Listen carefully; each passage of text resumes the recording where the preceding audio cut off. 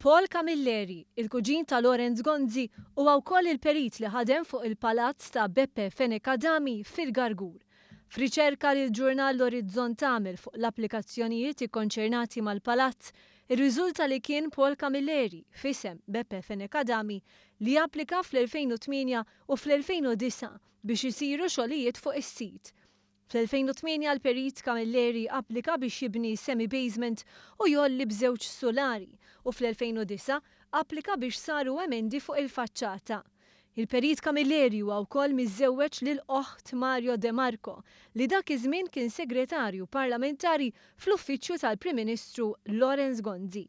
De Marco kien ukoll responsabbli mill-Awtorità Maltija għall-Ambjent u l-Ippjanar. Filwaqt li Paul Camilleri jissemma wkoll fl-inkjesti skandalużi tal-konkrit f'Mater Dei u f'Binja Buqana fl-Imtarfa. Il-fatti li qed joħorġu jkomplu jikkumplikaw u jifirxu aktar dan il-każ. Sissa żvelajna li oriġinarjament fuq is-sit kien hemm biss żewġ tikmamar, iżda ma' żmien inbena palazz sħiħ.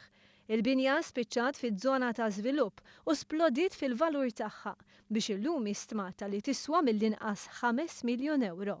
Meta f'mossa ta' xi ħadd f'paniku Beppe Fenekadami mar fuq Net Television biex jiddefendi l-iskandlu tal-palazz ta' Beppe, Fenekadami rrefera għal deċiżjonijiet li mar tajjeb bihom fi żmien li Lorenz Gonzi kien Prim Ministru u biex jargumenta li qatt ma kien aġevolat qal li Lorenz Gonzi ma jafx fejn joqgħod.